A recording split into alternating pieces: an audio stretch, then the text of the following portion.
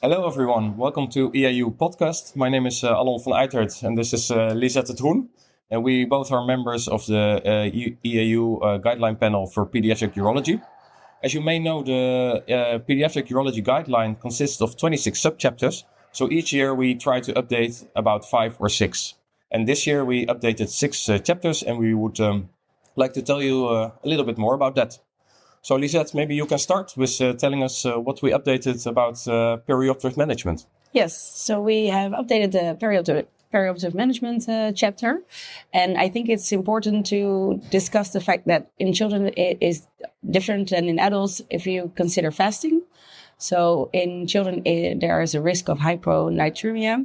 And it is important that we allow our children to drink up until surgery, but then again, it's still 6 hours of fasting. And how is that with breast milk and milk? Can you tell us a little bit more about that? Indeed, there is a difference. So breast milk is up until 4 hours prior to surgery, while normal milk or formula is 6 hours till surgery. Yeah. Thank you. With the children, we also consider the ERAS protocol. To have an enhanced recovery after surgery, which has been insulated in children much more in the last decades.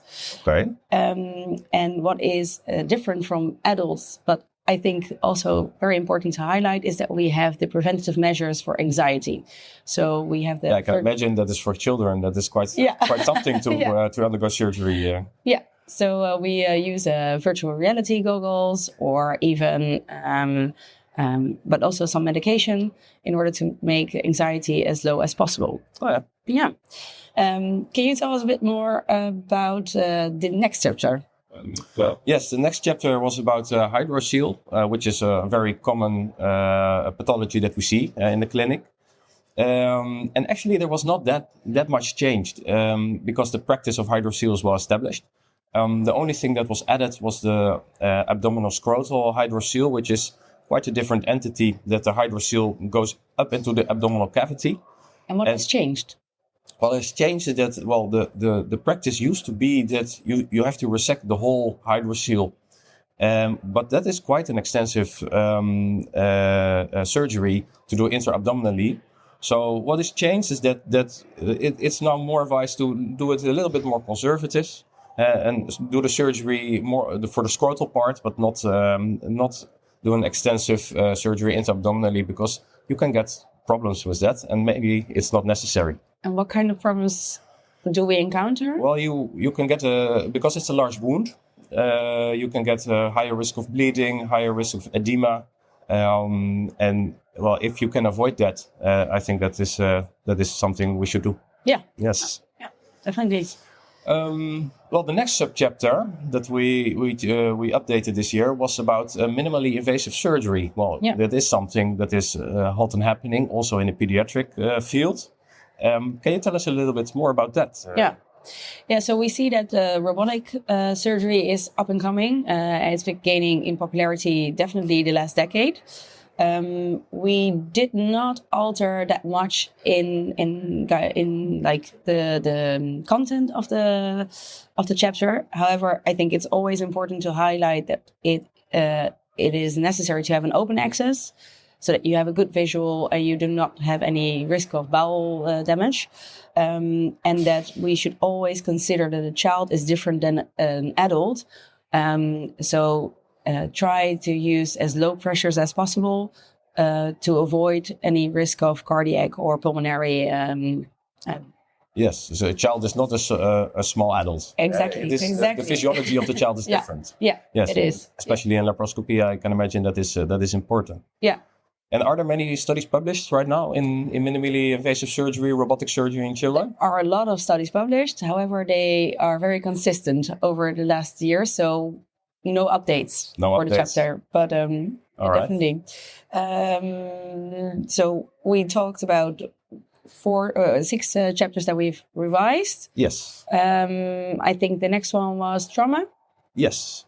So, we actually adapted that chapter a bit because we thought it would be good also for the general urologist to have some support in acute care for children. Yeah, because that's different. That's different. There are several pathologies in children that need urgent treatment.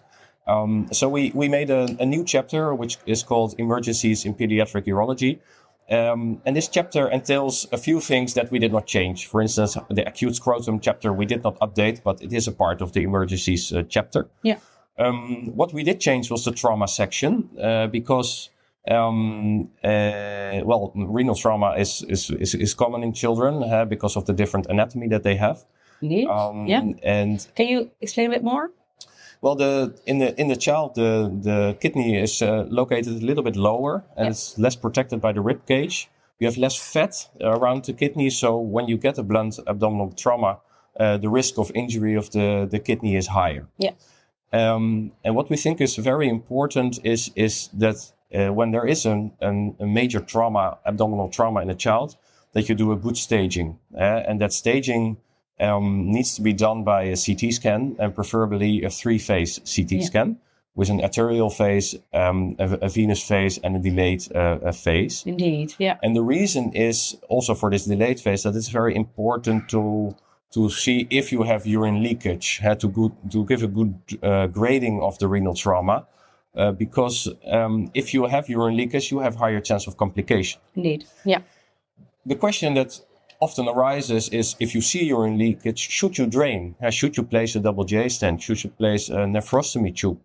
But actually, there are some new studies that show that doing that while the child is asymptomatic is not of extra value. Yeah. That you only should do interventions if the child is symptomatic. Yeah, it might even make an infection happen. Yes, you can introduce an infection. Yeah, that is true. And you do an extra procedure with an anesthesia in a child, because all these kind of procedures you have to do under general anesthesia. Yeah. And what I think is also a little bit changed is that in the follow-up of a renal trauma, there used to be very conservative, like you have to do a routine CT scan or ultrasound after a few days to see what's going on. And I think many of us still do that, but there was a very nice study that showed that routine imaging actually does not prevent and change the course. Yeah. So maybe if the child is asymptomatic and doing well, you don't need to do a routine ultrasound check just to see what's going on. Yeah, which makes it less burdensome for the child. Yes. Because everything that we do with children is a burden. Is a burden. Yes. And that's something that we need to consider. Yeah. What we did next is because when you look at acute care, priapism is also a pathology that can happen in children. It's rare, it's true, but also it happens several times a year in the Netherlands or in Europe as well. And it might be something that if an adult urologist is confronted with it, he doesn't know how to deal with it. Exactly. So important to give him some guidelines. Exactly, because the adult urologist will think, oh, okay, this is a priapism, but it's a child. What is different? Mm-hmm. And I think if you look at priapism, there are several things that are different. Most importantly is the etiology. Yeah. Because most of the children with priapism have a sickle cell disease or a thrombopathy. So this you have to take into account also in your analysis, and you have to get a hematologist involved when a child presents with a priapism. Yeah, because it's a different treatment that we do when it's a sickle cell, for example. Yes, that is, and it's very important to know if a child has sickle cell disease because that also gives greater risks when you do a surgery or when you do the treatment. What also is different, I think, in children is that everything you do, you have to do under anesthesia or with sedation. So the normal treatment in adults is that you do a blood gas to see if it's an ischemic or non-ischemic priapism. That is in a child more difficult because you have to do that with anesthesia. So that's why we would recommend, if you have it available, to perform a color Doppler ultrasound first to distinguish between the ischemic and non-ischemic priapism, because it's a different entity. An ischemic priapism is acute. You have to make sure the blood flow is Restored. better, restored to the penis, while a non-ischemic, a high flow priapism is not. Yeah.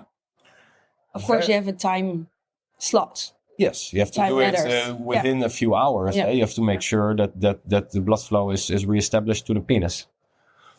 Very shortly, because it's even more rare, is a neonatal priapism, which happens sometimes when a baby is born. He has a priapism. Actually, that is not an acute problem. It can cause quite some disturbance, but it usually resolves by itself. Yeah, so that's good to know. Obviously. Well, I think that's enough about the trauma chapter and the emergencies chapter. Maybe you can tell us a little bit more about the Cluto chapter that we have. Yeah, so we have the congenital lower urinary tract obstruction, which is, of course, something in which we discuss mainly posterior urethral valves. Again, not much has changed. We know how to handle it. It's important that you have the antenatal diagnosis and that you confirm that when the child is born. Yeah. I think it's important that you consider the renal function, so get the pediatric nephrologist involved. But other than that, we have no new literature on how to deal with it. Is Cluto lifelong care? It is. It's why is important to follow them up because a lot of these patients, like 1/3, end up with end-stage renal disease. So definitely something to consider. And to have a close monitoring of it. And what about their bladder function?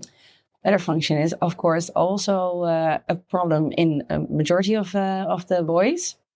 We see in the first stage, you see an overactive bladder, but during the follow-up, it could resolve into an underactive bladder or so much overactive that a bladder augmentation might be necessary. Yeah. So indeed, very important to follow it up. And that's what you call like a valve bladder. A valve bladder, indeed, yes. Indeed. And there have been studies to show that with medication you might delay the valve bladder deteriorating.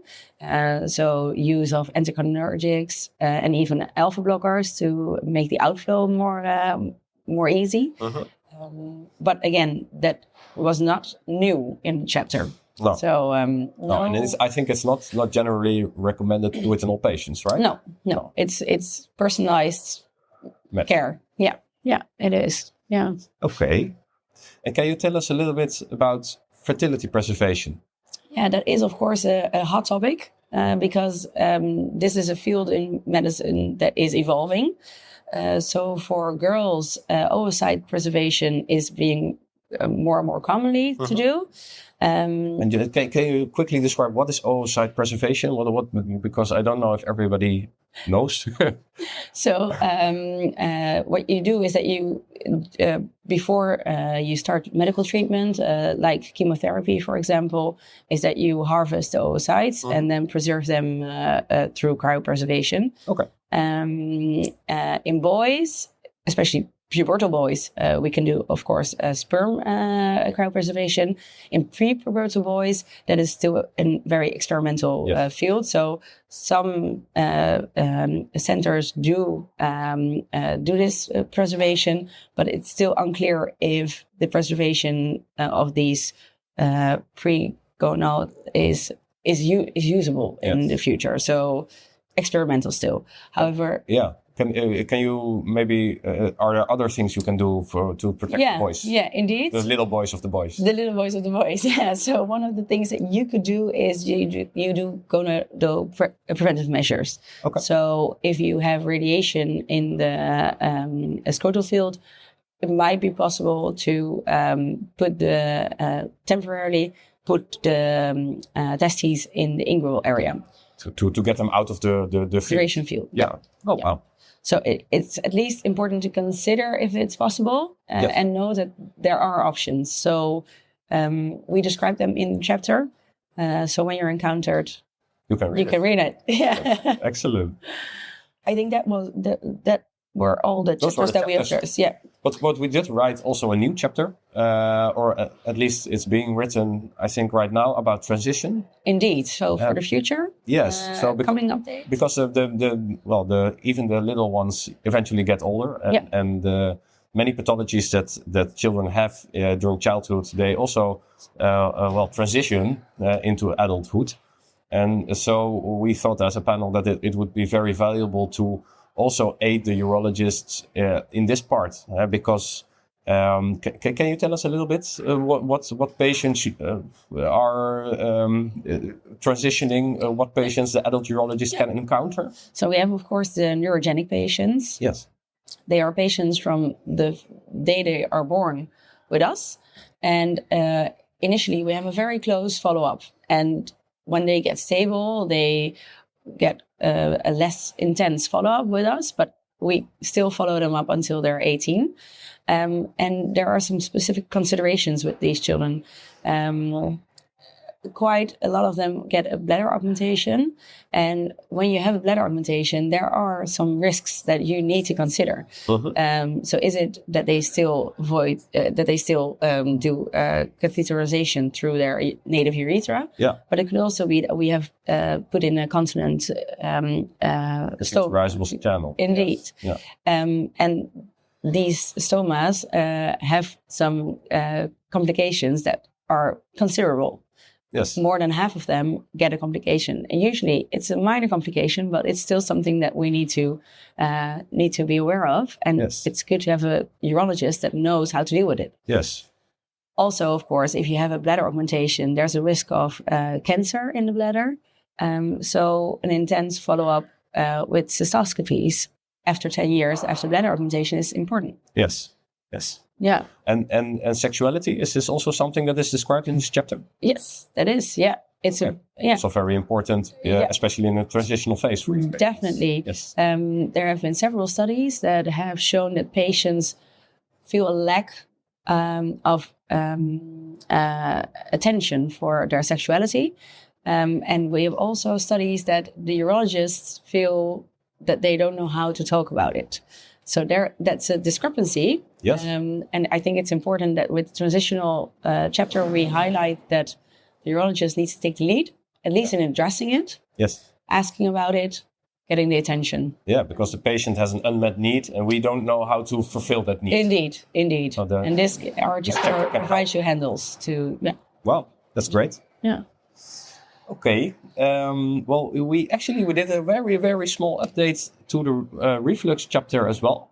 Indeed. But that was based on a very nice study, I think. Yes. The PREDICT study by Morello. It was published in New England Journal of Medicine. Well, that is big for pediatric urology. That doesn't happen that often. That was why we added an update. Of indeed. Course, yeah. Morello et al., they looked at antibiotic prophylaxis in children with vesico-urethral reflux, grade 3, 4, and 5. Yeah. And they show that it has a significant decrease in urinary tract infections. So indeed, we updated that chapter and also made a publication in European Urology. About the update, right? About the update, indeed. So the main conclusion is that continuous antibiotic prophylaxis, which is always a topic of debate. Indeed. But in the higher grades of reflux, it is recommended. It is, definitely. It gives a small benefit. It's established. Yeah, it's small, but it's a significant benefit without any additional harms, which is also very important to consider. Yeah. Because it's a low-dose antibiotic. Indeed, yeah. Okay. So what is next for the guideline? What else are we working on? Maybe you can tell a little bit about it. Yeah. So we are doing podcasts like we are doing now. Very nice. Usually not with us on video. It's a non-video podcast, right? Yeah. About different topics of pediatric urology. Yeah. We are working in close collaboration with the ESPU, which is the European Society for Paediatric Urology, which is also part of our guidelines, to do webinars to highlight topics. Maybe to highlight that the name of our guideline was changed again. It was the EAU guideline panel, now it's the EAU ESPU guideline panel. Indeed. Which I think is a very nice development again. Yeah. Very nice. So that's good that we have this collaboration firmly established. Yes. Yeah. Yes. And also, I can add maybe that we are working together with the ERN, the European Reference Network. Indeed.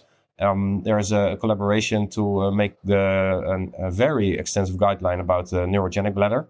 And I think this guideline is almost finished, and it will be in May, June. It will be published, indeed. something like that. Yeah. So we have the other specialists involved as well. So the pediatric nephrologists, the rehabilitation specialists. But also patient advocates. And also patient advocates, which is a very nice touch. And I think it's pretty unique in this phase of guideline development. Yeah, indeed. Okay. So we're very busy as the Paediatric Urology Guidelines panel.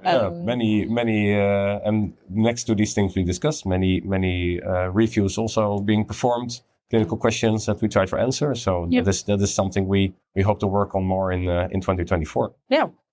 So thank you for watching EAU Podcast. You can, of course, subscribe to this. In summary, we discussed the update that we did on 7 chapters this year. We described the relevant collaborations, and we hope to talk to you soon again.